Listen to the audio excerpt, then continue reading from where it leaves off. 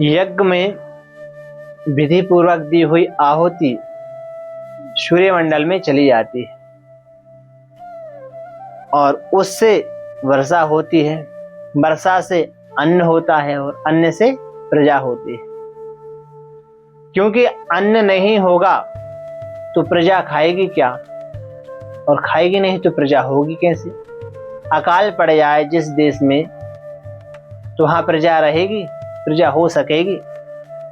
वर्षा ना हो, अकाल पड़ जाए, अन्न ना हो तो प्रजा क्या खाएगी और कहाँ रहेगी। तो यह देवता और मनुष्यों का यातायात का संबंध परस्पर से चला आ रहा है।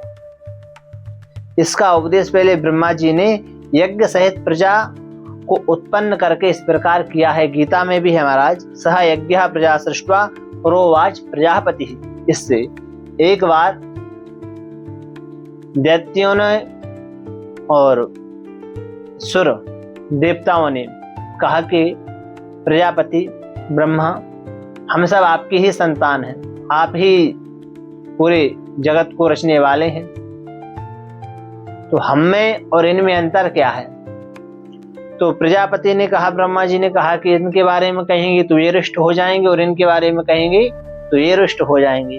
बोले ठीक है, आप ऐसा करिए, हम आपको बताते हैं। कहें क्या महाराज, प्रैक्टिकली दिखा देते हैं आपको। थ्योरी बताने से क्या है, अब थ्योरी बताएं तो कोई माने ना माने।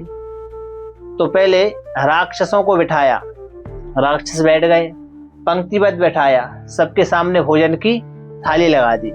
जितने राक्षस थे सबके साथ दैत्यों के पास थाली रख दी और उनके हाथ में एक डंडा बांध दिया कि उनका हाथ ऐसे मुड़कर मुख तक ना पहुंचे और बिल्कुल सीधा ही रहे, जैसे सुरवा रहता ना, बिल्कुल सीधा, हाथ मुड़े नहीं।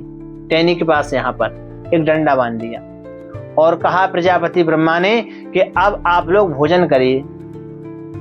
तो राक्षसों ने कहा कि महाराज भोजन कैसे करें, हाथ मुड़े तो कुछ खाएं, हाथ तो सीधा है, सुरवा की तरह बिल्कुल पूरा लठ ही बना हुआ है, तो इससे तो भोजन होगा नहीं।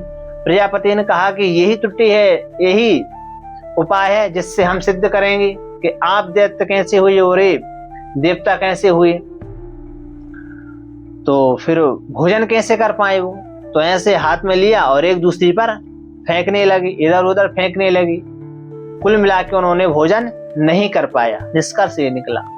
फिर कहा देवताओं को बैठाओ, वही प्रक्रिया फिर देवताओं के साथ भी की कि आप लोग भोजन करिए। उनके पास भी एक टहनी में डंडा बांध दिया जिससे उनका हाथ मुड़ ना पाए और फिर उनसे कहा कि आप लोग भी भोजन करो।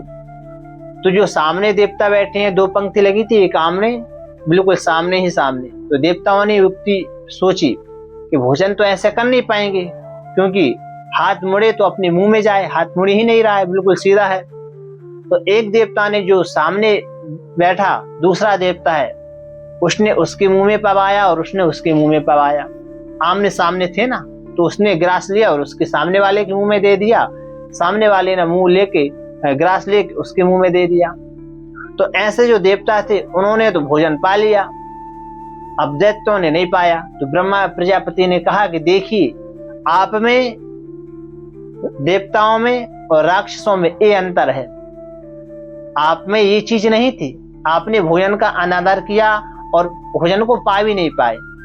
पर इन लोगों में युक्ति भी है और समझ भी है और एकता भी है। इन्होंने स्वयं तो नहीं पा पाए पर एक दूसरे को पवाया, इसलिए ये देवता हैं और आप लोग दैत्य हैं। तो ये प्रक्रिया ब्रह्मा जी ने बताई और देवता प्रसाद पा गए और दैत्य भूखे रह गए। तो देवताओं में और राक्षसों में यही अंतर है। जय श्री राम।